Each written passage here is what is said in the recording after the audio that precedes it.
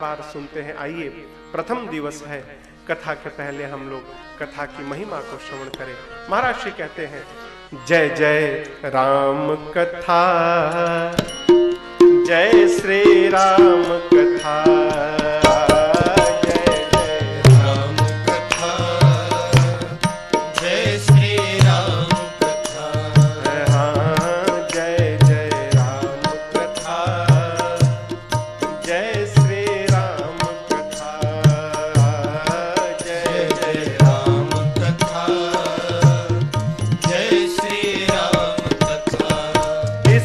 श्रवण कर मिट जाती है, इसे श्रवण कर मिट जाती है, कथा श्रवण कर मिट जाती है, कथा श्रवण कर मिट जाती, 100 जन्म जन्म की व्यथा हो। जय जय राम कथा, जय श्री राम कथा, जय राम कथा, जय श्री राम कथा।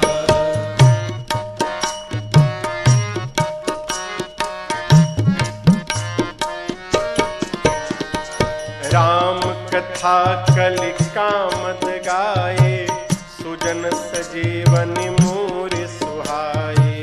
राम कथा कलि कामद गाए, सुजन सजीवन गोस्वामी जी बोले, बुध विश्राम सकल जन रंजनी, राम कथा कलि कलुष विभंजनी। बुध विश्राम सकल जन रंजनी, राम कथा कलि कलुष विभंजनी। तेरा परमारथ बन जाए, तेरा परमारथ बन जाए, मेरा परमारथ बन जाए, मेरा परमारथ बन जाए। कैसे? श्री नारद कर कथा हो। जय जय राम कथा, जय श्री राम कथा, जय जय राम कथा, जय श्री राम कथा। इसे श्रवण कर मिट जाती है, इसे श्रवण कर मिट जाती है, कथा श्रवण कर मिट जाती है, कथा श्रवण कर मिट जाती, 100 जन्म जन्म की व्यथा हो। जय जय राम कथा, जय श्री राम कथा, जय जय राम कथा, जय श्री राम कथा।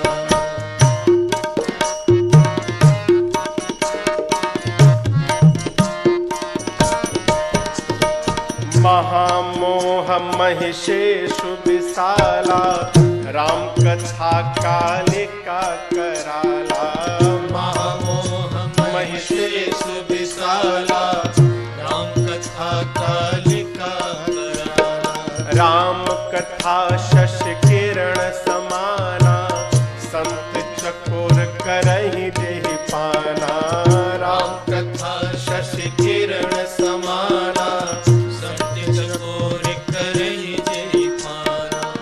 पीकर तू भी अमर हो जाए, पीकर तू भी अमर हो जाए, गाकर तू भी अमर हो जाए, गाकर तू भी अमर हो जाए। कैसे?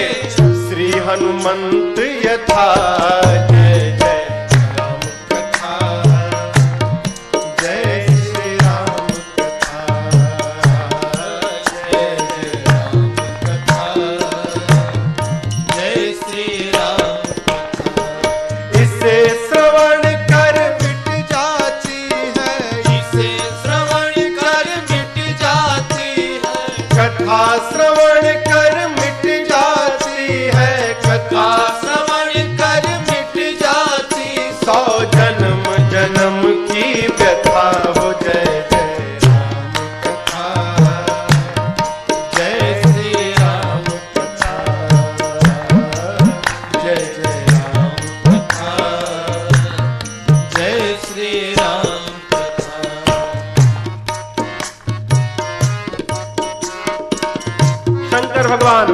भवानी से बोले, देवी राम कथा कल बिटपत उठारे, सादर सुन गिरिराज कुमारी।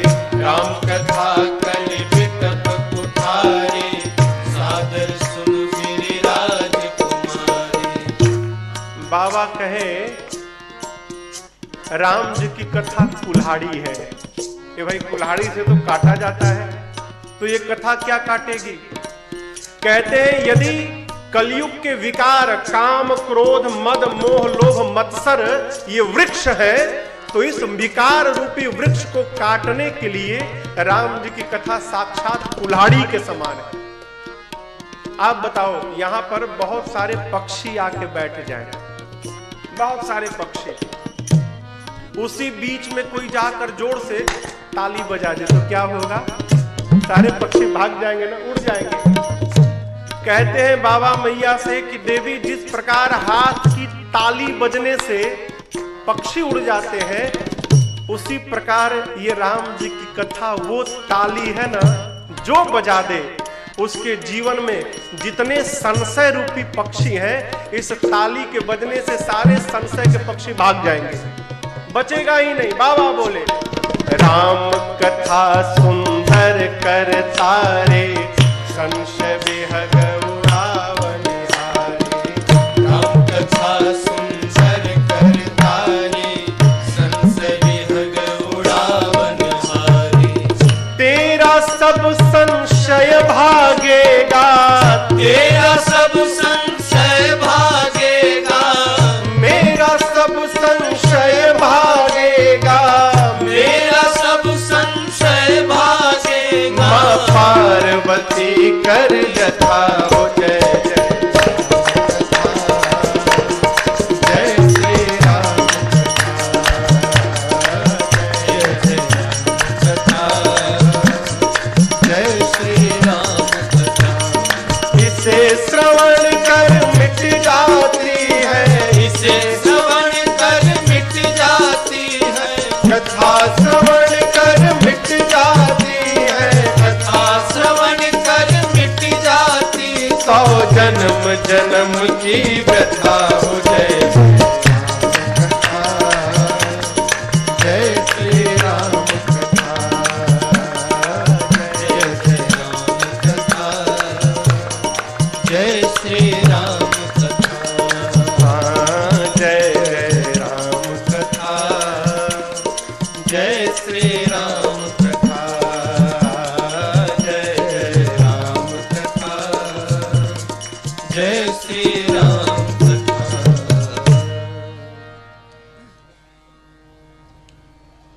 मानस में 4 वक्ता हैं, आप सुनते रहते हैं कथा। जिस प्रकार सरोवर देखे ना, तालाब, तालाब के 4 दिशा में 4 घाट होते हैं, उसी प्रकार गोस्वामी जी कहते हैं इस रामचरित्र मानस सरोवर में 4 घाट बने हैं। और आपको बतावें, हर घाट पर एक कहने वाला है और एक ही सुनने वाला भी है। मेरे सामने तो आप इतने लोग बैठे हैं, यहां जहां कथा चल रही है एक ही श्रोता है। श्रोता एक हो चाहे 1000, जिस भाव से वक्ता कथा कहता है, यदि उसी भाव से श्रोता सुनने वाला मिल जाए, एक कथा में आनंद आ जाए हो है? 4 घाट। पहले घाट का नाम है शरणागति घाट। यहां वक्ता कौन है? पूज्यपाद गोस्वामी तुलसीदास जी महाराज वक्ता है इस घाट पर। श्रोता गंगा मैया की धारा है, या तो कहें संत लोग हैं, और या तो कहें पूज्यपाद गोस्वामी तुलसीदास जी का अपना निज मन है। ये घाट है कहां? काशी जी में 80 घाट। इस घाट का नाम है शरणागति घाट। मानस में जितनी शरणागति भाव की बातें हैं, वो सब पूज्यपाद गोस्वामी तुलसीदास जी ने कही है। देखिए, जो आदमी जैसा रहता है वैसा बोलता है। प्रथम दिवस है और मेरी आप लोगों से ये पहली मुलाकात है कथा में। ऐसे तो सब मिले जुले हैं लोग हैं, नए लोग कोई नहीं है, लेकिन कथा में पहली मुलाकात है। मैं आज प्रथम दिवस एक बात आपसे स्पष्ट कर दूं। आप 9 दिन कथा सुनिएगा। मैं कोई ज्ञानी नहीं हूं, न कोई विद्वान हूं, ये तो गोस्वामी जी ने हम जैसे मूर्खों पर कृपा कर दी कि इसको गांव की भाषा में लिख दिया, अवधि में, कि गंवारों पढ़ के समझ जाए। यदि संस्कृत में लिखा रहता तो कथा बाँच भय राजन और आप सुन भय। ये तो इसलिए गोस्वामी जी ने लिखा कि हम लोगों का भी काम चल जाए किसी तरह। तो सत्य कहता हूं, ज्ञान नहीं है मेरे पास, केवल एक भरोसा है। क्या? मन से भगवान के शरण में रहो, तुम्हारा बाल बांका नहीं होगा। तो आप जब 9 दिन मेरी कथा सुनिएगा ना, तो बार बार केवल यही बात आएगी, भगवान की शरण में चलो। जो जैसा रहता है, जो जहां रहता है वहीं से बोलता है। शरणागति भाव की सब बातें गोस्वामी तुलसीदास जी ने कही। क्या कहते हैं? महिमा में कहते हैं, राम कथा कली कामद गाई। कली कहे तो कलयुग में राम जी की ये कथवा कामधेनु है, कामधेनु। अर्थात जो कामना लेकर इसकी सेवा करोगे, कथा आपकी कामना को पूर्ण करेगी। लेकिन एक शर्त है, कामना कैसी हो? धर्म सम्मत हो। ये नहीं कि जो कामना कर लिए कथा पूरी करेगी, कदापि नहीं करेगी। हमारे पूज्य महाराज श्री बताते हैं, कहीं कथा किए महाराज जी, और कथा करने के 2 साल बाद फिर कथा करने गए, तो एक श्रोता आके कहे, महाराज आपने कहा था कि 1 साल कथा मानस पाठ करो घर में, कोई कामना पूरी हो जाएगी। मेरी नहीं भाई। महाराज जी ने पूछा, कामना क्या किए थे आप? बोले, महाराज पड़ोसी से बड़ा परेशान हूं, मैं यही सोचा था कि इसका विनाश हो जाए। नहीं भैया, कामना वही पूरी होगी जो धर्म सम्मत होगी, है जो तो थोड़ी होगा। गोस्वामी जी ने महिमा गाई, पहले वक्ता, पहला घाट। अब गोस्वामी जी कहते हैं, मैं आपको वो कथा सुनाऊंगा। कौन सी कथा? जो कथा प्रयाग में बैठकर याज्ञवल्क्य ऋषि ने भरद्वाज जी को सुनाई। अब देखिए दूसरी कथा प्रारंभ होगी, दूसरा घाट। इस घाट का नाम है कर्मकांड घाट। कहां है? तीर्थराज प्रयाग में। वक्ता है श्री याज्ञवल्क्य जी महाराज, और श्रोता बन के भरद्वाज ऋषि बैठे हैं। मानस में जितनी कर्म प्रधान बातें हैं, सब याज्ञवल्क्य जी ने भरद्वाज जी को सुनाई है। दूसरा घाट, याज्ञवल्क्य जी ने महिमा गाकर सुनाया, मां दुर्गा ने महिषासुर का वध किया, तो ये कथा भी दुर्गा है, काली है। ये किसका वध करेंगी? तो मोह रूपी महिषासुर का वध करने के लिए राम जी की कथा साक्षात काली जी के समान है। अब याज्ञवल्क्य जी दूसरे घाट पर बैठे हैं। याज्ञवल्क्य जी कहे, मैं आपको वो कथा सुनाऊंगा। कौन कथा? जो कथा शंकर भगवान ने पार्वती जी को सुनाई। अब तीसरा घाट प्रारंभ हुआ। ये कहां है? कैलाश पर्वत, जिसका नाम है ज्ञान घाट। वक्ता भूत भावन भगवान शिव हैं, और श्रोता बन के मेरी मां भवानी जी बैठी हैं। मानस में ज्ञान की जितनी बातें हैं, सब शंकर भगवान ने कही है। शंकर भगवान ने क्या महिमा गाई, मैंने आपको सुनाया। शंकर भगवान पार्वती जी से कहते हैं, देवी मैं आपको वो कथा सुनाऊंगा जो कागभुषुंडी जी ने गरुड़ जी को सुनाई। चौथा घाट प्रारंभ भया। ये कहां है?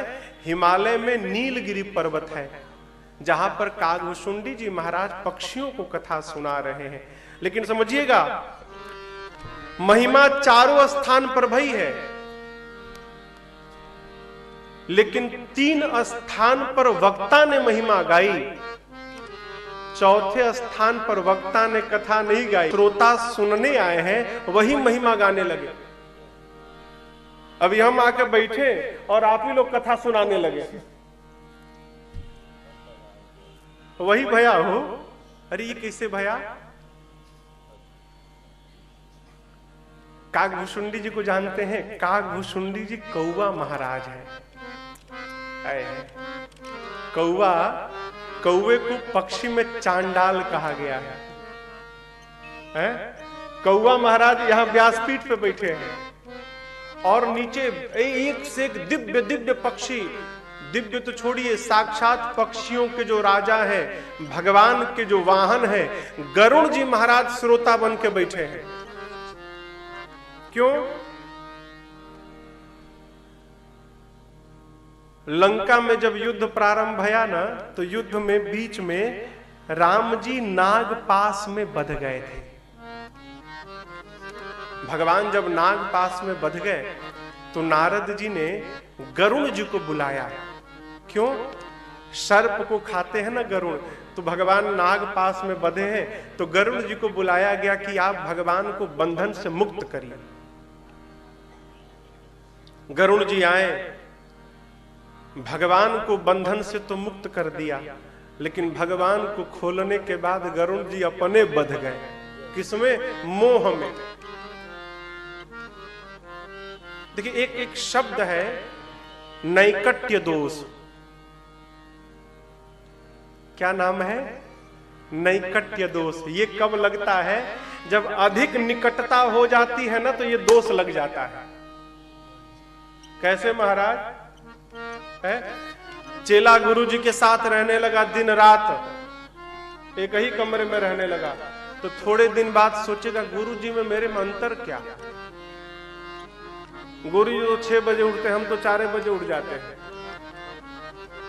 गुरु जी से पहले बाद में सोते हैं और पहले उठते हैं। हम आप लोग को नहीं कह रहे हैं। चेला सोचेगा हम बाद में सोते हैं, पहले उठते हैं। गुरु जी तो केवल सवेरे माला जपते हैं, हम तो कामों करत रहते हैं और दिनवा भर माला भी जपते हैं। तो मेरे में और गुरु जी में अंतर क्या रहा? इसी का नाम है नैकट्य दोष। जब अनुराग नहीं होगा ना, पूर्ण भावेन समर्पण नहीं होगा ना, तो यही दोष लगता है। दोष पकड़ा किसको? गरुड़ जी महाराज को। भगवान को मुक्त किए, सोचने लगे ये भगवान नहीं, नकली है। क्यों? राम जी को कोई बांधेगा? भला भगवान को कोई बांध सकता है? और इनके बंधन को मैंने खोला है, ये भगवान नहीं है, कोई और है। पकड़ लिया मोह। पहुंच गए कौन? गरुड़ जी महाराज पहुंच गए नारद जी के पास, जाकर अपनी बात कही। नारद जी ने कहा अच्छा आपको भी पकड़ लिया? मतलब हमको भी पकड़ा था, इस बीमारी ने मुझे भी पकड़। कोई बात नहीं, आप एक काम करिए, मेरे पिताजी के पास जाइए, ब्रह्मा जी के पास। गरुड़ जी महाराज भागकर पहुंचे ब्रह्मा जी के पास, जाकर अपनी बात कहे आपको भी पकड़ा? अरे इसने तो मुझे भी पकड़ा था। किसने? जेहि बहु बार नचावा मोही, सोई व्यापेऊ विहंग पति तोहि। जिस मोह ने मुझ ब्रह्मा को अनेक बार नचाया है, उसी मोह ने गरुड़ जी आपको भी पकड़ लिया। गरुड़ जी बोले उपाय बताइए। बोले उपाय मेरे पास नहीं है। फिर इस रोग की दवा स्पेशलिस्ट के पास है। कौन है भाई? शंकर भगवान। इसकी दवाई उन्हीं के पास है, आप सीधे कैलाश जाओ, इधर उधर मत भटको। गरुड़ जी महाराज दौड़े कैलाश की ओर। बीच रास्ते में ही शंकर भगवान मिल गए गरुड़ जी से। गरुड़ जी लगे रोने, कहे बाबा कुछ समझ में नहीं आ रहा है। एक बात बताओ ना, देखिए बीच में एक बड़ी अच्छी बात, इधर उधर भागता कौन है उपाय के लिए, इलाज के लिए? जिसको ये पता चल जाता है कि मुझे कोई बहुत बड़ी बीमारी हो गई है, वही भागेगा। भाग के दिल्ली जाएगा, भाग के बंबई जाएगा, चेन्नई जाएगा, अपोलो जाएगा, भागेगा। क्यों? उसको ये पता चल गया है कोई ना कोई बहुत बड़ी बीमारी मुझको हो गई। ये कथा क्या करती है आपको बतावें? जैसे मान लीजिए कोई आदमी है, उसको डायबिटीज है, शुगर। अब आज के समय से बाहर हुआ है, इसका नाम है राज, क्या कहते हो, राजयोग। बीपी और शुगर को राजयोग बताया गया है, सबके पास है। किसी को डायबिटीज है, उसको पता नहीं है, ठीक? और सामने खूब गर्मा गर्म गुलाब जामुन आ गया, तो आप बताओ छोड़ेगा कि खाएगा? खाएगा ना। भर पेट गुलाब जामुन खा लिया और बाहर गया तो चक्कर आने लगा, डॉक्टर के पास गया, डॉक्टर ने टेस्ट किया, कहा आपको तो 400 शुगर है। अब पता चल गया टेस्ट के बाद कि 400 शुगर है। फिर किसी के घर जाना था, उसके घर पहुंचा, जाते वहां फिर गुलाब जामुन आया। अब बताओ अब की बार खाएगा कि छोड़ेगा? देखेगा भी नहीं, बोले भाई हटाओ, हमको शुगर हो, अभी अभी पता चला डायबिटीज है। ये कथा क्या है? कथा टेस्ट है हो। 9 दिन कथा सुनने पर ना फुल बॉडी चेकअप हो जाता है। ये टेस्ट है, सीटी स्कैन, MRI, पैथोलॉजी, सारा टेस्ट है। 9 दिन बाद इसका रिपोर्ट आता है का क्या क्या बीमारी है। कौन सी बीमारी महाराज? भाई के साथ व्यवहार में कौन सी बीमारी ने तुमको पकड़ा है? पिता के साथ पुत्र का क्या धर्म है? कथा दर्पण है, बताती है ऐसा करना चाहिए, लेकिन तुमको इस बीमारी ने पकड़ा है, तुम ऐसा व्यवहार नहीं करते हो। ये कथा बीमारी बता देती है, और जब तक बीमारी का पता ही नहीं तब तक इलाज कैसे होगा? ये कथा रोग बताती है, क्या कमी है, जिसको पता चल जाएगा वो दूर करने का उपाय करेगा। गरुड़ जी महाराज इसी में भाग रहे हैं, पता है कि कोई बहुत बड़ी बीमारी है मुझे। शंकर भगवान के पास पहुंचे, कहे बाबा उपचार करिए। बोले डिस्पेंसरी तो मेरा चेंबर तो कैलाश में है, आप रास्ते में मिले हो, अब यहां कैसे उपचार करें? हाँ, एक काम कर सकता हूं, एक ऐसे चेंबर में भेज रहा हूं जो 24/7 चलता है, दिन रात, वहां छुट्टी नहीं है, और वहीं आपकी बीमारी जाएगी। उपाय मुझे मिल गया। कैसे? तब ही होई सब संशय भंगा,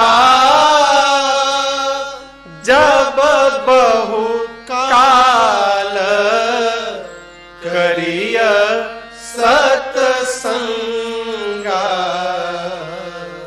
गरुड़ जी, 1 दिन 2 दिन नहीं, जब आप बहुत काल तक निरंतर सत्संग करेंगे तब जाकर आपका संशय समाप्त होगा।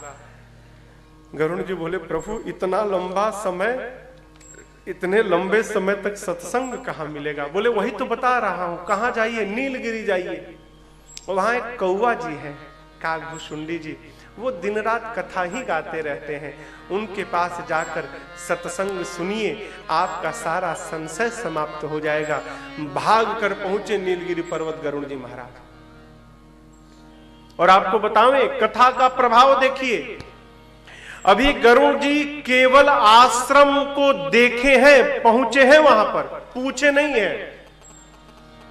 जिस घर में बैठकर, जिस आश्रम में बैठकर भगवान की कथा होती है, कथा के प्रभाव से उस आश्रम की इतनी दिव्य महिमा हो गई कि केवल आश्रम के दर्शन मात्र से गरुड़ जी का सारा मोह संशय समाप्त हो गया, केवल घर देखकर। अभी कथा दूर है। गरुड़ जी को काकभुशुंडी जी ने देखा, राजा जी आ गए, उतर कर दिव्य स्वागत किया, पूजन किया, पूछा क्यों आए हैं आप राजा जी? तब गरुड़ जी ने कहा, सुनहु तात जेहि कारण आयौ, सो सब भयौ तरस तव पायौ।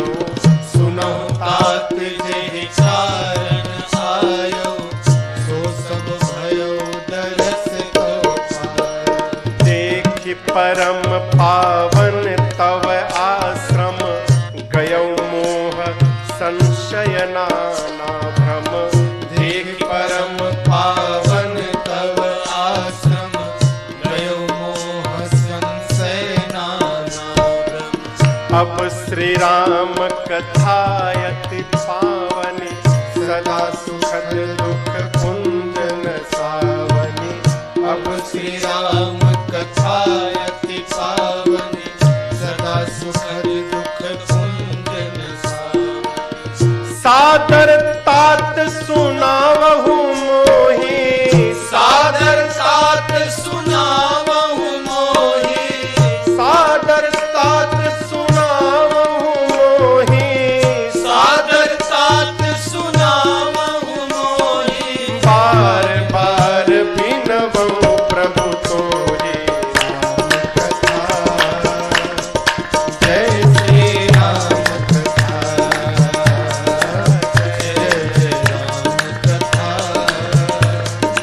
जय श्री राम कथा। जिसे श्रवण कर मिट जाती है जिसे श्रवण कर मिट जाती है। कथा श्रवण कर मिट जाती है। कथा श्रवण कर मिट जाती। 100 जन्म जन्म की कथा जय श्री राम कथा। जय राम कथा। जय श्री राम कथा। जय राम कथा। जय श्री राम कथा। केवल और केवल आश्रम के दर्शन मात्र से संशय समाप्त भया। कथा कहती है सुनत न साही काम मद दम्भा।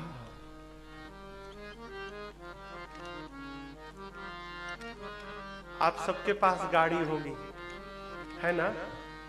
अरे नहीं, 4 चक्का कम से कम 2 चक्का तो होगबे करेगा, है कि नहीं है? कहिए, है ना? गाड़ी आप चलाते हैं, साल तो छोड़िए 3-4 महीने में कम से कम एक बार सर्विसिंग में तो ले ही जाते होंगे सर्विस सेंटर में। क्यों? अरे मोबिल चेंज हो जाए, ब्रेक ऑयल पड़ जाए, हाँ, तनिक साफ कार्बोरेटर साफ हो जाए उसका। क्यों? यदि आप नहीं कराएंगे तो गाड़ी में से धुआं निकलने लगेगा। नहीं निकलेगा क्या? एवरेज बिगड़ जाएगा। हो एवरेज है 1 लीटर में 45 किलोमीटर, फिर ट्रक का एवरेज देने लगेगी 1 लीटर में 5 किलोमीटर। यदि आपने सर्विसिंग नहीं कराया तो गाड़ी का एवरेज बिगड़ जाएगा। ये जो कथा पांडाल है ना, ये भी 9 दिनों के लिए सर्विस सेंटर है। क्यों? इस गाड़ी का खूब चकाचक गाड़ी दौड़ाइए, लेकिन 9 दिन आकर यहाँ सर्विसिंग करा लीजिए। इसका भी मोबिल ओबिल यहाँ वाला पलट जाए ना तो खूब चकाचक एवरेज मिलेगा। और यदि आपने सर्विसिंग नहीं कराया तो धुआं फेंक देगा, एवरेज बिगड़ जाएगा। व्यवहारिक बात। यहाँ होता क्या है? शरीर कथा सुन के ऊर्जा से भर जाती है। असंभव कुछ भी नहीं है। यदि विश्वास है तो असंभव दुनिया में कुछ भी नहीं है। देखिए, मैं तो कहता हूं यदि राजन बैठकर राम जी की कथा गा सकता है तो संसार में कुछ भी असंभव नहीं है। करने वाला चाहिए। कथा क्या करती है? आत्मबल को पुष्ट करती है, बस। इंसान करना चाहे तो पहाड़ को छेद करके उसमें से नदी की धारा निकाल दे। कब करना चाहे तब। ये आत्मबल कैसे बढ़ेगा? तो केवल और केवल कथा से। ये तो प्रथम दिवस है। आप जैसे जैसे कथा सुनेंगे, अयोध्या कांड की कथा में प्रवेश करेंगे जब आप, तब आपको पता चलेगा। ये तो प्रथम दिवस है। अभी महिमा सुना रहा हूं, कुछ मैं आपको समझ रहा हूं और कुछ कथवा सुन के हमको भी आप समझ रहे होंगे। पूज्यपाद गोस्वामी तुलसीदास जी ने, आप सब जानते हैं, 7 कांड लिखे। कितने कांड लिखे? 7। बंबई में ज्वाला प्रसाद जी के एक श्री रामचरितमानस निकलता है, बंबई से छपता है, उसमें 8 कांड है। 8वां कांड लवकुश कांड है, लेकिन वो गोस्वामी जी ने नहीं लिखा। पूज्यपाद गोस्वामी जी ने केवल 7 कांड लिखे। कौन? बाल कांड, अयोध्या कांड, अरण्य कांड, किष्किंधा कांड, 5वां सुंदर कांड, 6ठा युद्ध कांड जिसे लंका कांड कहते हैं, और 7वां कांड है उत्तर कांड। उत्तर कांड में जीवन की ऐसी कोई समस्या नहीं है जिसका उत्तर न लिखा हो। कोई भी समस्या आपकी है, आप ध्यान से उत्तर कांड पढ़िए, आपको आपके प्रश्न का उत्तर उसमें प्राप्त हो जाए। बाल कांड के प्रारंभ में पूज्यपाद गोस्वामी तुलसीदास जी ने सर्वप्रथम 7 श्लोक लिखे। गोस्वामी जी ने 7 ही कांड क्यों लिखे? संत अनेक कारण कहते हैं। एक सबसे प्यारा जो कारण मैं बताऊं आपको, दिन कितने हैं? 7। लोग का स्वभाव जब कोई बढ़िया काम करना हो ना तो दिन रखने लगता है। उल्टा है ये। शुभ काम जितना शीघ्र हो उतना शीघ्र करिए, उसके लिए दिन न रखा जाए। गोस्वामी जी ने 7 कांड इसलिए लिखे कि 7 दिन है। जिस प्रकार 7 दिन है उसी प्रकार 7 कांड है। अर्थ क्या है? मानस को पढ़ने के लिए दिन मत दिखवाइए। 7 दिन में से जो दिन आपका मन करे उसी दिन प्रारंभ हो जाइए। हर क्षण पढ़ने के लिए शुभ है। हमसे लोग पूछते हैं महाराज पढ़ने की विधि क्या है? कोई विधि नहीं। नियम के चक्कर में पढ़िएगा, जो पढ़ेंगे वो भी छूट जाएगा। अब हम कही दे कि प्रातः काल नहाकर 4 बजे भोर में पढ़िए, कौन नहाएगा जाड़े के समय में? आप बताओ। कोई नियम नहीं। देखिए, नियम बनाइएगा टूटेगा। मानस को पढ़ने का कोई नियम नहीं। भर पेट खा के पढ़िए, व्रत करके पढ़िए, सवेरे पढ़िए, रात को पढ़िए, दोपहरिया में पढ़िए, लेकिन पढ़िए। कितना पढ़े महाराज? जितना समझ में आ जाए उतना पढ़िए। 1 चौपाई समझ में आ जाए तो 1 पढ़िए, 2 समझ में आ जाए तो 2 पढ़िए। लेकिन एक निवेदन है मेरा, क्या? जो भी पढ़िए ना समझ के पढ़िए। यहाँ का तो पता नहीं, हमारे उधर गांव की तरफ मानस पाठ होता है, अखंड पाठ, यहां भी होता होगा। पढ़ने वाले आते हैं, तबला ढोलक झाल लेके झमर झमर झमर झमर खूब पीटते हैं। क्या पढ़ रहे हैं इससे मतलब नहीं है। चक्रवर्ती जी इसमें रो रो के प्राण का त्याग कर रहे हैं। अब पढ़ने वाले खूब बढ़िया बढ़िया फिल्मी धुन पे गाए जा रहे हैं। इस पढ़ने का कोई मतलब नहीं है। पढ़ते रहो, कुछ नहीं होगा। हमारे महाराज जी सुनाते हैं, एक माई हनुमान चालीसा पढ़ती थी, तो उसमें है ना, तुम रक्षक काहू को डरना, तो वो करती थी तुम राक्षस काहू को डरना। अब आप बताओ, ऐसे पढ़ने का कोई अर्थ नहीं है। वो 1 चौपाई पढ़िए। अरे मंगल भवन अमंगल हारी, मंगल भवन मंगल हारी, द्रवहु सुत दशरथ अजिर बिहारी, द्रवहु सुत दशरथ अजिर बिहारी, मंगल भावन अमंगल हारे, मंगल भवन अमंगल हारी, उमा सहित जे जपत पुरारी, उमा सहित जे जपत पुरारी, उमा जपत पुरारी, उमा सहित जपत पुरारी। क्या अर्थ? मंगल भवन। राम जी कौन है?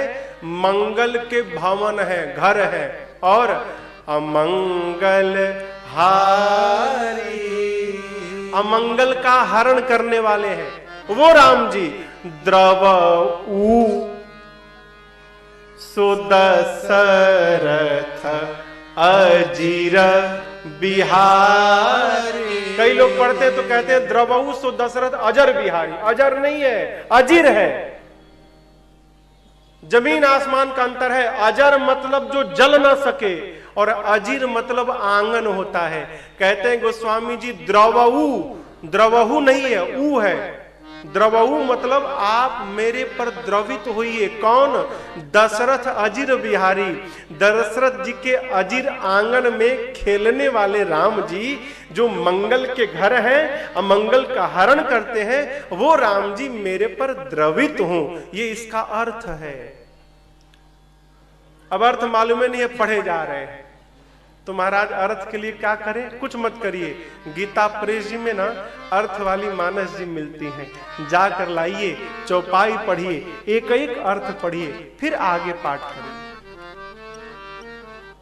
मैंने पढ़ा है पूज्य महात्मा गांधी जी एक ही चौपाई हमेशा कहते थे, परहित सरिस धर्म नहीं भाई, पर पीड़ा सम नहीं अघमाई। चौपाई का अर्थ है पर का हित करना, इससे बड़ा धर्म नहीं। पर मतलब भतीजा, भांजा, भाई, ये पर नहीं होते। कई लोग कहते हैं महाराज मैं भी बहुत परोपकार किया। क्या किए? भतीजे का नौकरी लगा दिया है, परोपकार है? वो तो तुम्हारा धर्म है, कर्तव्य है। पर कौन? जिसको न आप जानते हैं न जो आपको जानता है, जिससे आपका कोई संबंध नहीं, ऐसे किसी का आप हित करते हैं तो आप परहित करते हैं।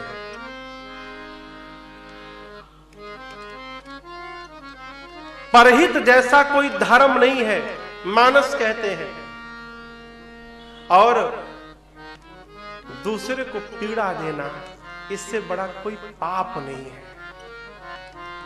गोस्वामी पूज्य गांधी जी रोज इसी को पढ़ते थे, जपते थे। तो किसी ने कहा बापू आप दूसरी चौपाई भी पढ़ा करो। तो कहते थे कि इस एक चौपाई को ही अब तक जीवन में धारण नहीं कर पाया, जिस दिन ये पूरी हो जाएगी उस दिन दूसरी चौपाई पढ़ूंगा। जितना पढ़ा जाए समझा जाए, क्यों? समझने के बाद ही दवा का असर होगा। और एक बात बतावें, हम आप भले भेद कर लें, मानस भेदभाव नहीं करती हो। कोई संस्कृत का बहुत बड़ा ज्ञाता है तो उसको बहुत समझ में आ जाए, और कोई अंगूठा छाप है तो उसको कम समझ में आए। ये ऐसा नहीं करती, ऐसा हम लोग करते हैं। डॉक्टर साहब दवा देते हैं टिकिया, तो क्या टिकिया विचार करती है क्या कि जो पीएचडी किया है उसको 1 घंटे में असर कर जाना है, और जो नहीं किया उसको 4 घंटे में करना है असर? ऐसा दवा ऐसा होता है क्या? नहीं, दवा का असर सब पर बराबर पड़ता है। उसी प्रकार इस मानस का भी असर सब पर बराबर पड़ेगा। कब? जब समझ कर पढ़ेंगे तब पड़ेगा, ऐसा नहीं होगा।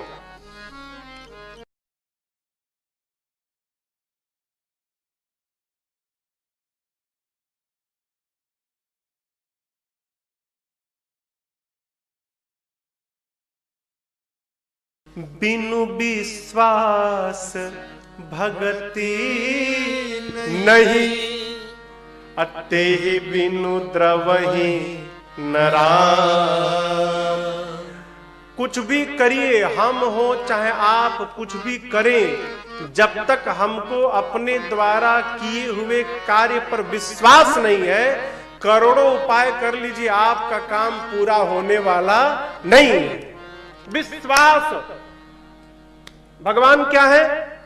ये कौन है? भगवान नहीं है, मिट्टी है। भगवान थोड़ी है। आप बताओ भगवान है क्या? ये तो मिट्टी है, मिट्टी को ऐसे ऐसे सजा दिया गया है। विश्वास भगवान है। क्यों?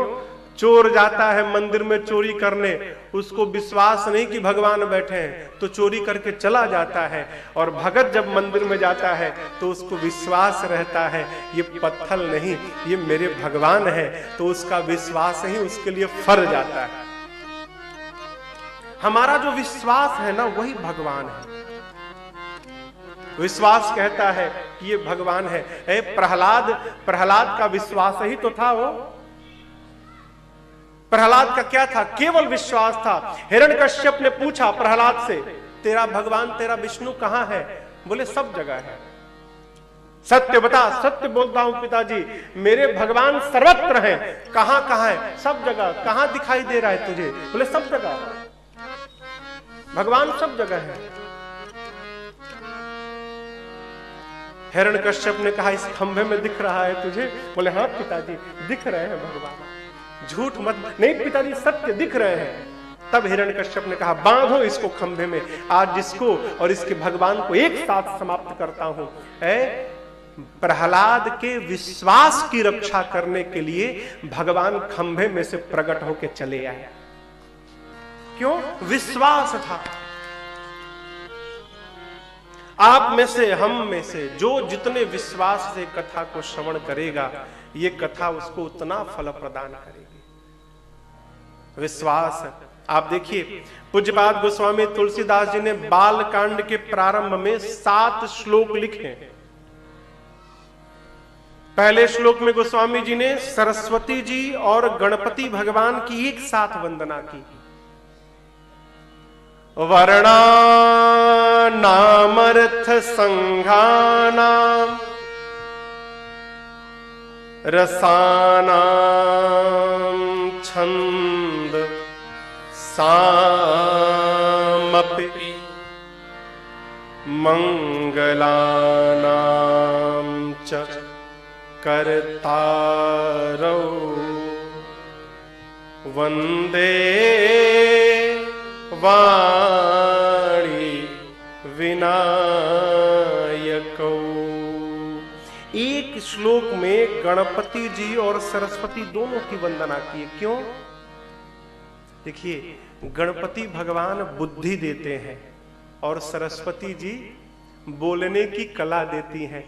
बहुत बोलने आ जाए और बुद्धि ना हो, क्या बोलना है क्या नहीं बोलना है, फिर जो ना बोलने वाली बात है वही निकल जाए। और बहुत बुद्धि हो, अब बोलने की कला ही ना हो, तो बुद्धि का क्या अर्थ है? कई लोग कमरे में बहुत चिल्ला चिल्ला के बोलते हैं और उनको मंच पे खड़ा करा के माइक पकड़ा दीजिए, पूरा शरीर कांपने लगता है। एक ही श्लोक में पूज्यपाद गोस्वामी तुलसीदास जी ने गणपति भगवान और सरस्वती जी दोनों की वंदना की। क्यों? आप दोनों मेरे पर कृपा बनाइए। दूसरा श्लोक बाबा कहते हैं, भवानी शंकरौ वंदे। कौन? श्रद्धा विश्वास रूपिणौ याभ्याम विना न पश्यन्ति सिद्धा स्वान्तः स्थमेश्वरम। दूसरे श्लोक में गोस्वामी जी ने शंकर भगवान और पार्वती जी की वंदना की। शंकर भगवान कौन है? विश्वास है, और पार्वती मैया श्रद्धा है। कल हम और आप शिव पार्वती के विवाह की कथा सुनेंगे। कल समझिएगा, जीवन में जब तक विश्वास और श्रद्धा का मिलन नहीं होगा, तब तक राम रूपी कथा गंगा निकलेगी नहीं वहां से। कब निकलेगी? जब विश्वास और श्रद्धा का मिलन हो जाए। इसलिए गोस्वामी जी ने पहले विश्वास और श्रद्धा का विवाह कराया, शिव विवाह, तब राम जी की कथा प्रारंभ भई। बिना विश्वास कुछ नहीं होता। गोस्वामी जी निवेदन करते हैं, मैं जो कथा लिखने जा रहा हूं ना बाबा, ऐसी करुणा करिएगा कि उस पर मेरा विश्वास और मेरी श्रद्धा दिन रात बढ़ती जाए, ये कृपा बना के रखिएगा। और आपको बतावें, ये रामचरितमानस गोस्वामी जी ने लिखी नहीं है, शंकर भगवान ने गोस्वामी जी से लिखवाई है। शिव जी जो बोलते गए, ये पूरा शिव शास्त्र है, ये शंकर भगवान जो बोलते गए गोस्वामी जी उसी को लिखते गए।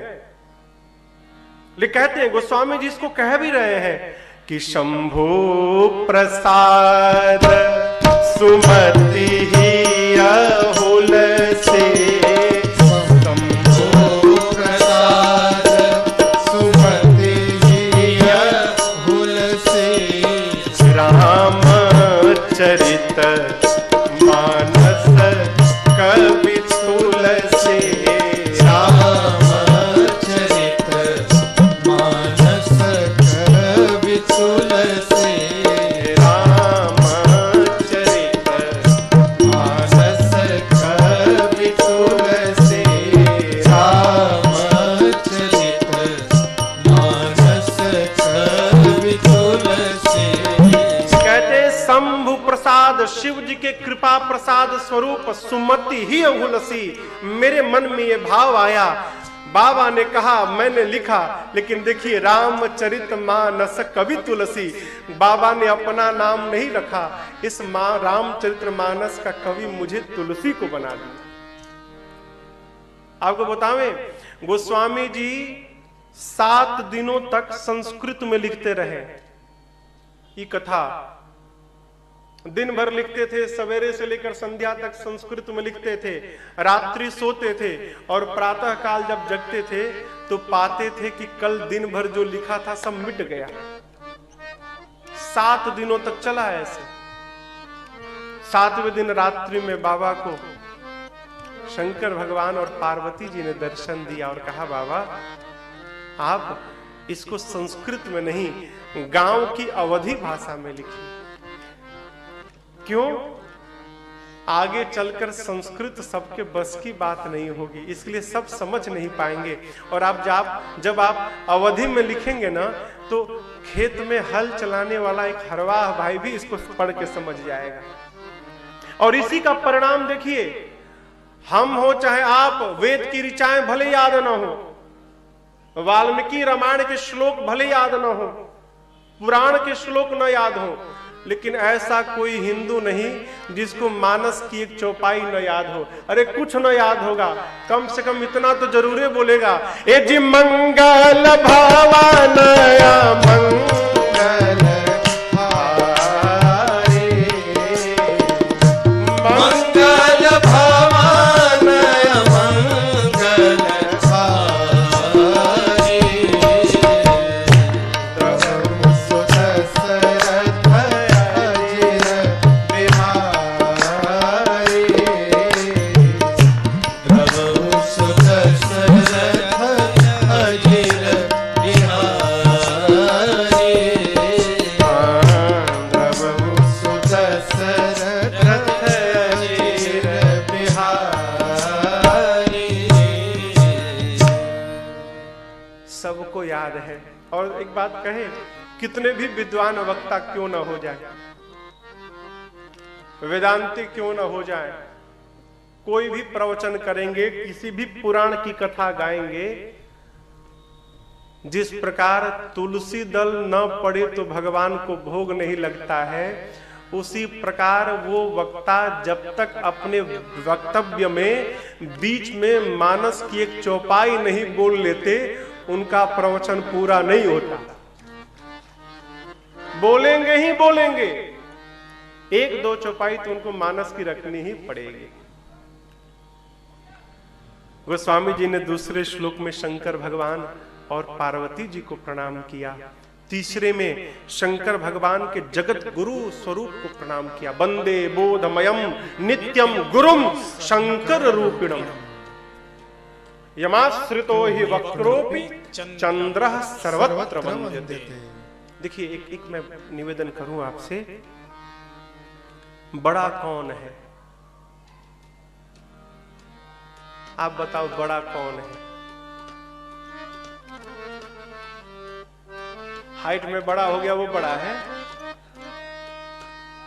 खूब खूब कृपा हो गई, चकाचक रुपया हो गया तो बड़ा है। बड़ा वो है माई बाप जिसके पास छोटा भी पहुंच के बड़प्पन प्राप्त कर जाए, वो बड़ा है।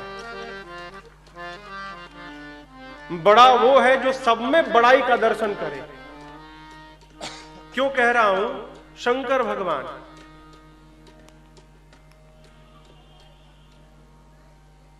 यहां नहीं है भैया, कल स्वरूप बदलिए, फ्लैक्स लगवाइए, ठीक ना? विग्रह सारे अधूरे हैं, कथा है ना, अनुष्ठान है। फ्लैक्स रात में छपवा दीजिए, कल फ्लैक्स लग जाएगा इसमें।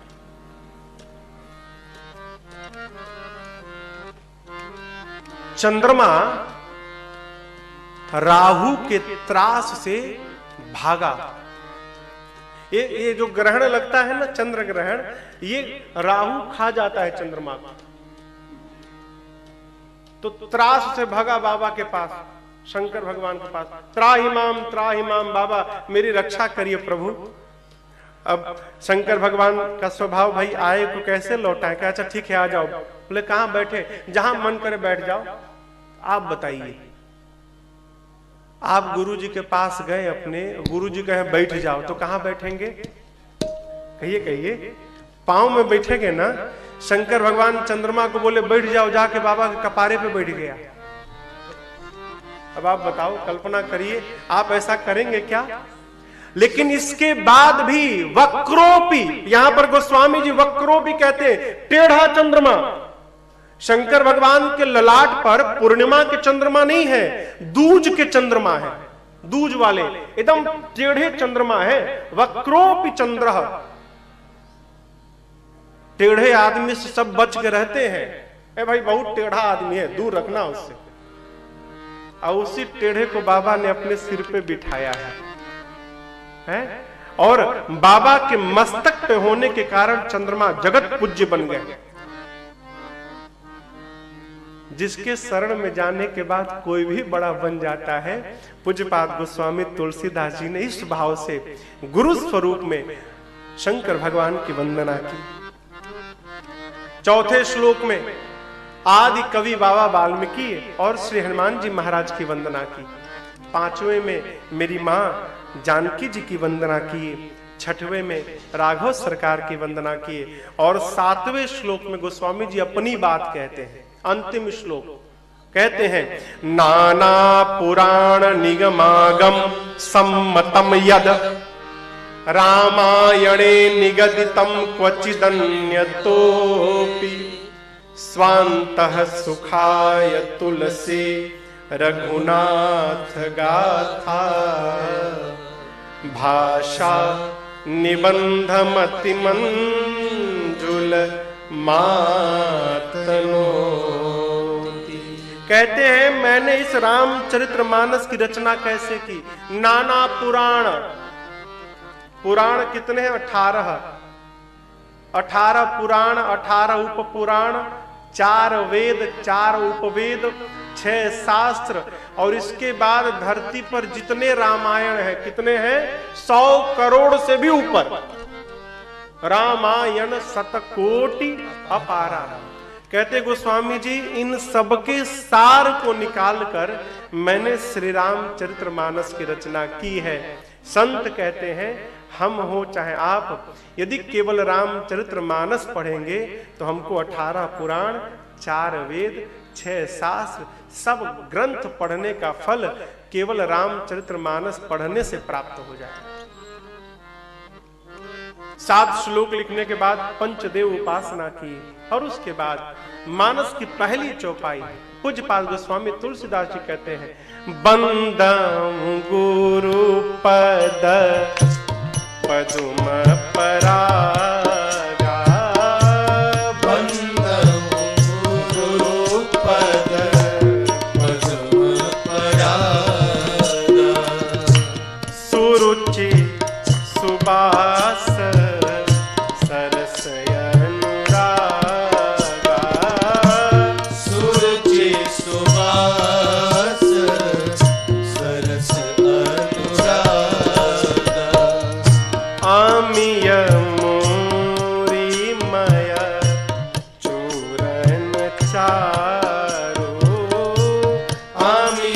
मूरी मय चूरन चारु सामन सकल भव रुज परिवारो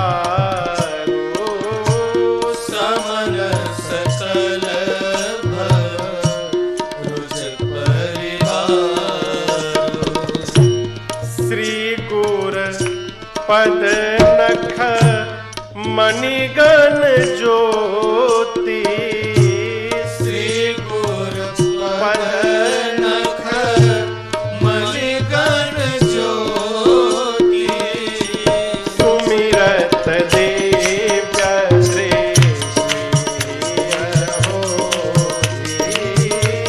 सुमिरत नित्य दृष्टि होती सुमिरत नित्य दृष्टि होती। गोस्वामी जी ने सबसे पहले गुरुदेव भगवान के चरण की नहीं, चरण रज की वंदना की। रज समझते हैं ना, पांव में जो धूल होता है उसकी महिमा गाई। क्या? बंदऊ गुरु पद पदुम परागा। ए पांव की तो सुना था हमने, ये पांव की धूल की महिमा क्या है? कहते हैं सुरुचि सुबास सरस अनुराग। जो भी अपने गुरु चरण रज का सेवन करता है वो रज उस जीव की रुचि को बदल देता है। रुचि मतलब चाह, सुरुचि मतलब सुंदर रुचि। रुचि बदल जाती है वो किसकी? जो गुरु चरण रज का सेवन करता है। सुबास, सुबास कहे तो सुगंध। गुरु चरण सेवा करने से जीवन सुगंध से भर जाता है। सरस, जीवन में सरलता आ जाती है। सरलता समझते हैं ना? सरलता समझते हैं, सरल हो जाना। एक बात समझिएगा, जीवन में कुछ भी बनना सरल है। डॉक्टर बन जाना है, इंजीनियर बन जाना, नेता बनना, व्यापारी बनना, कथावाचक बन जाना, ये सब सरल है। लेकिन सरल बनना बड़ा कठिन है। सरल इसलिए जानते हैं, गोस्वामी राम जी ने नव भक्ति में 9वें स्थान पर सरल को रखा। सरल होना एक भक्ति है, लेकिन ये 9वीं भक्ति है। 9वां सरल आसान नहीं है। सरल पर प्रवचन देना तो बहुत सरल है, लेकिन सरल बन जाना ये बहुत कठिन है। हो ये जिस पर मेरे राघव जी की कृपा होगी ना, उसी के पास आए। ये सरलता प्राप्त कैसे होगी? राम गोस्वामी जी कहते हैं बड़ा सरल है। क्यों? जो गुरु चरण रज का सेवन करे, ये चरण रज ही उसके जीवन में सरलता ला देती है। सरस अनुरागा, अनुराग से मन भर। अब समझिएगा अनुराग क्या है? राग मतलब प्रेम। परिवार में, घर में, समाज में जो हम प्रेम करते हैं, उस प्रेम का नाम है राग। वही प्रेम जब और ऊपर बढ़ के और परिवार से निकल के भगवान में प्रवेश कर जाता है, तो उस प्रेम का नाम है अनुराग। भगवान के सगुण रूप में प्रेम। और वो अनुराग जब और ऊपर पहुंचता है तप से, साधन से, तो भगवान के निराकार स्वरूप में प्रवेश करता है। तो उस प्रेम का नाम है वैराग्य। राग, अनुराग, वैराग्य। राम जी न राग से मिलते हैं और न वैराग्य से मिलते हैं। राम जी कैसे मिलते हैं? तो काकभुषुंडी जी से शंकर भगवान, गरुण जी से शंकर भगवान कहते हैं, अरे मिलही न रघुपति बिनु अनुराग। राम जी बिना अनुराग के नहीं मिलते। एक और बात कहें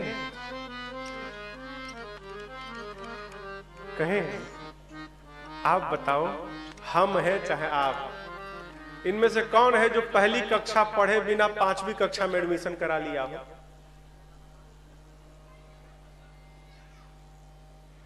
कोई है क्या? कोई नहीं है। 5वीं कक्षा क्या है? अनुराग। मैट्रिक क्या है? वैराग्य। अब बच्चा क्लास क्या है? राग। तो ये क्या है? ये राग है।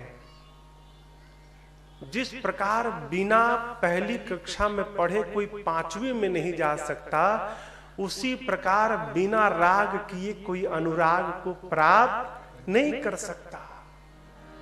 हम आपको कहें भगवान को प्रेम करो, भगवान को प्रेम करो, अपना भाई शत्रु दिखाई पड़ता है और भरत चरित्र की कथा में आंसू बहा रहे। ये कौन कथा है? वो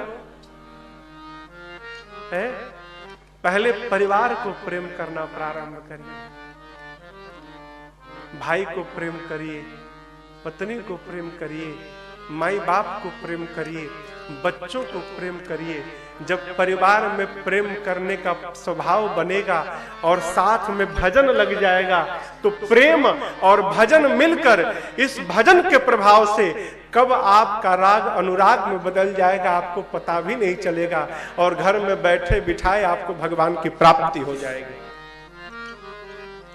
राग को मजबूत किया जाए, राग से अनुराग में जाना है, जंप नहीं मारना है। जंप मारिएगा हाथ पांव टूट जाएगा, छितरा जाइएगा। बतिया समझ में आ रही है? भगवान प्रेम के बिना नहीं मिल सकते।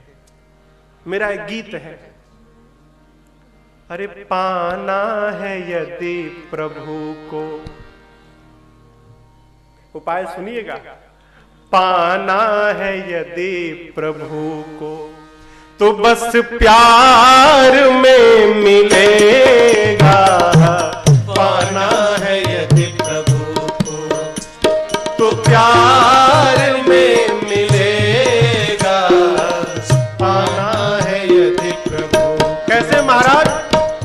कण कण में ढूंढो पूरे, कण कण में ढूंढो प्यार से, अरे कण कण में ढूंढो पूरे, कण कण में ढूंढो पूरे, संसार में मिलेगा। पाना है यदि प्रभु तो प्यार में मिलेगा। पाना है यदि प्रभु को।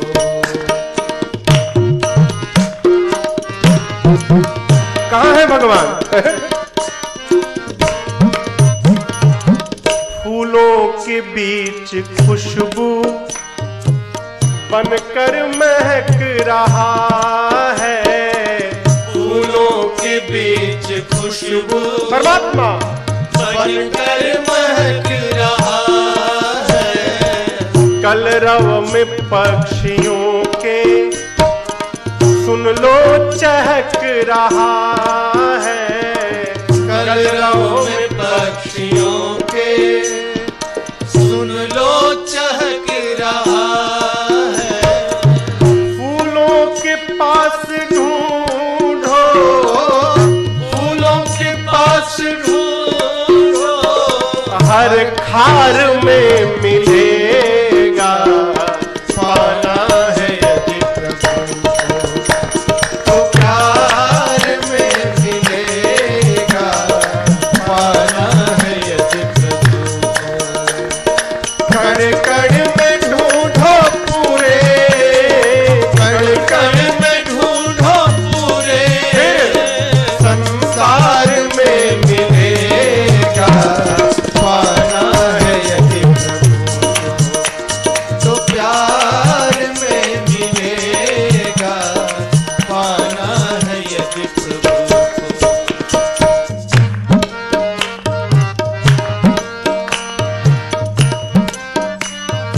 सीधी बात कहने का मेरे केवल इतना समझ लो आशय।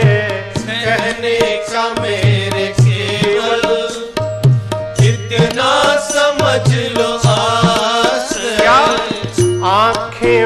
होकर तुम्हारी, एक प्यार का जलाश्रय। आंखें होकर तुम्हारी, एक प्यार का जलाश्रय। आप बताओ, लाल चश्मा पहने तो कैसा दिखाई पड़ेगा? लाल।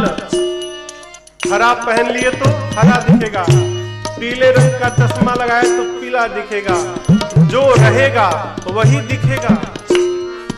यदि प्यार वाला चश्मा पहन लिया तो फिर जिधर देखोगे उधर वही दिखाई पड़ेगा। साधक कहता है कुछ मत करो, आंख है ना, इसको तालाब बना लो, सरोवर, और प्रेम के जल से ना इसको लबालब भर लो। नेत्र में किसी के प्रति द्वेष न रह जाए, लेश मात्र द्वेष न रहे किसी के प्रति। कहां? आंखों में। आंख से ही सब है, इससे कुछ नहीं है। वो जो है आंख से है। यही आंख है, किसी से लड़ा दो तो प्यार हो जाए। यही आंख है, किसी से लड़ा दो तो मार हो जाए। और यही आंख है, यदि इनसे लड़ा दो तो तुम्हारा उद्धार हो जाए। सब आंख का कमाल है। प्यार भर गया ना इसमें, और जिस दिन ओवरफ्लो भया, भरने के बाद तो बाहर निकलेगा ना, ओवरफ्लो होके जिस दिन गिरना प्रारंभ हुआ, साधक कहता उसी दिन प्रेमाश्रु में नहाता, प्रेमाश्रु में नहाता, जलधार में मिलेगा पाना है यदि तो प्यार में मिलेगा, पाना है यदि कण कण में ढूंढो पूरे, कण कण में ढूंढो पूरे, संसार में मिलेगा पाना है यदि तो प्यार में मिलेगा, पाना है यदि प्रभु।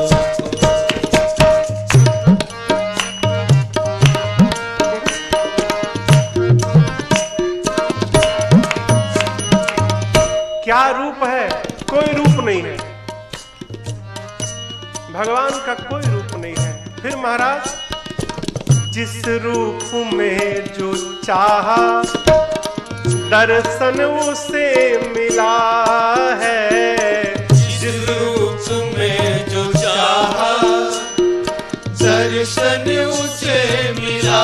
भक्त ने कहा प्रभु मछली बनिए, मत्स्य अवतार भया। भक्त ने कहा प्रभु हम चाहते हैं आप कछुआ बन जाइए, कच्छप अवतार भया। भक्त ने कहा प्रभु हम चाहते हैं आपका मुख घोड़े जैसा हो जाए, हयग्रीव अवतार भया। भक्त ने कहा प्रभु आप न मनुष्य रहे न पशु रहे, भगवान नरसिंह अवतार में आ गए।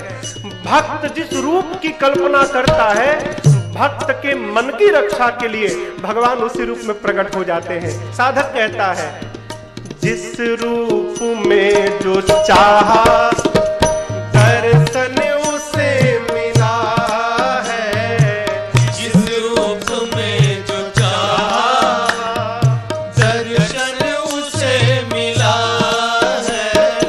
भक्तों से मेरे प्रभु का ऐसा ही सिलसिला है, भक्तों से मेरे प्रभु का ऐसा ही सिलसिला है। तट पर किसी को राही, तट पर किसी को राही, मझधार में मिलेगा पाना है यदि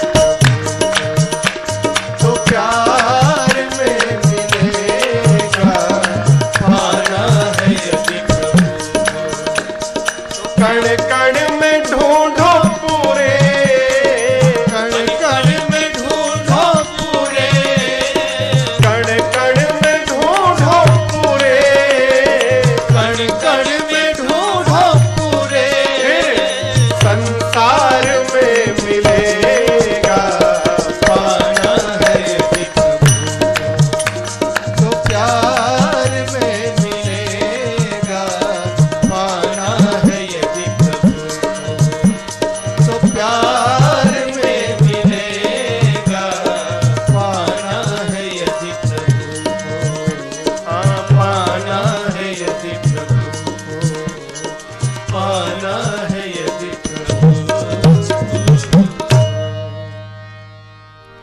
बस प्यार में मिलेगा,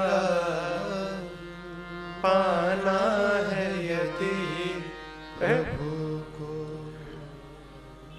जो मूल है ना हमारा, उसी में भूल हो गया है। सब कर लेते हैं, हम प्रेम नहीं कर पाते।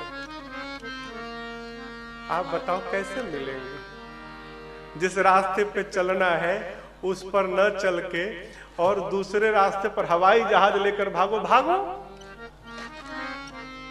अरे जहां पैदल चल के मिल सकते हैं वहां पैदल नहीं जा पा रहे हैं, जहां मिलेंगे नहीं वहां जहाज दौड़ा रहे हैं। दौड़ाओ जीवन भर, कुछ होने वाला नहीं है। स्पष्ट स्पष्ट पूज्यपाद गोस्वामी तुलसीदास जी ने लिखा है, स्पष्ट। क्या है? कोई लेकिन नहीं है। क्या लिखा? राम ही केवल प्रेम प्यारा। क्या लिखा?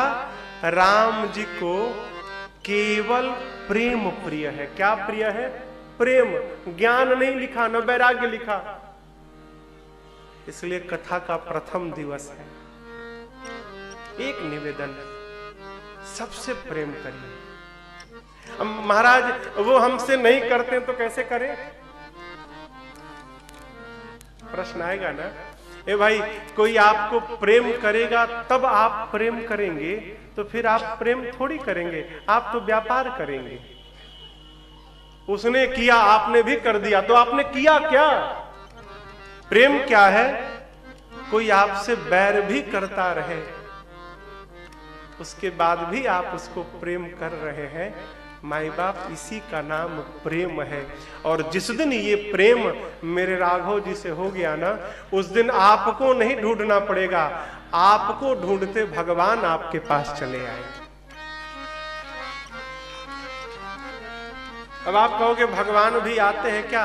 आते नहीं है। शबरी गई थी कि राम जी पहुंचे थे शबरी के पास? कहो, प्रेम रखिए, अनुराग।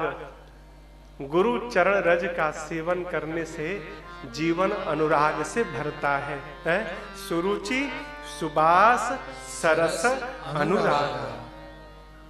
कहते हैं गुरु पद रज मृदु मंजूल अंजन। अंजन समझते हैं? अंजन कहते हैं काजल को। काजल सबको लगा होगा, बचपन में लगा है ना।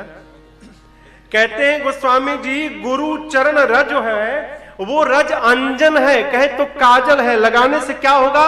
नयन अमिय दृग दोष विभंजन।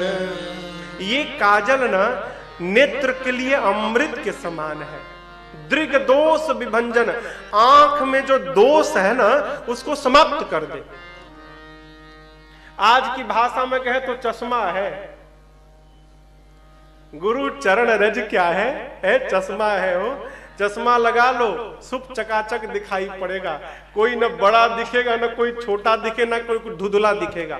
जो जितना है उतना ही दिखेगा। कब? जब ये चरण रज का जो सेवन करेगा उसका। अब यहां एक और विशेष बात,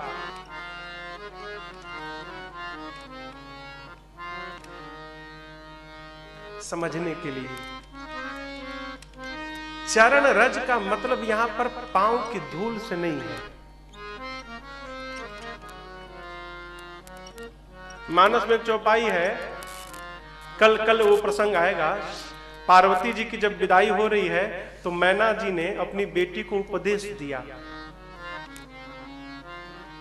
क्या? करेहु सदा शंकर पद पूजा, नारी धर्म पति देव न दूजा।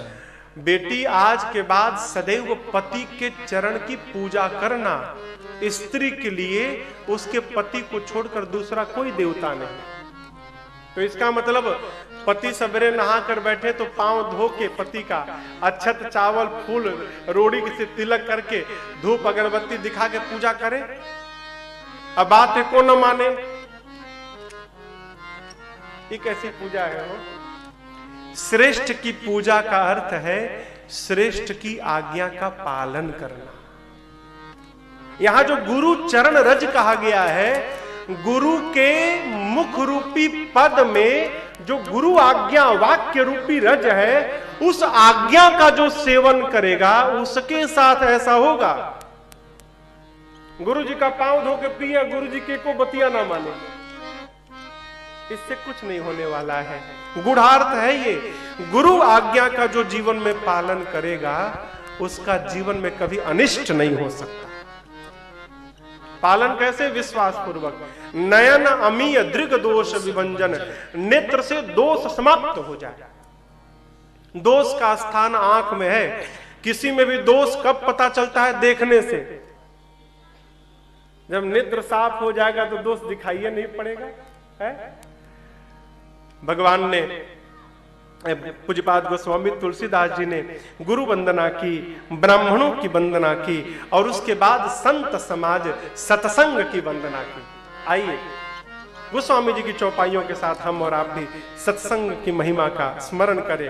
बाबा कहते हैं, मज्जन फल पेखिया तत्काला,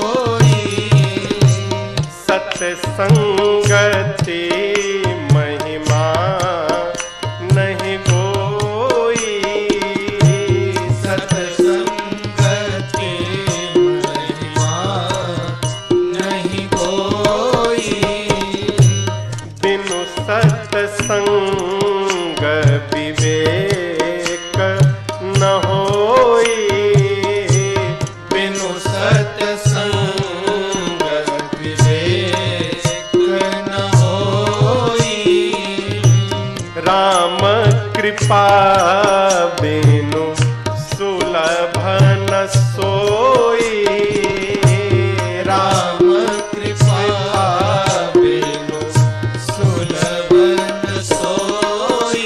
ए जी सठ सुधरहि सतसंग से पाए, सठ सुधरहि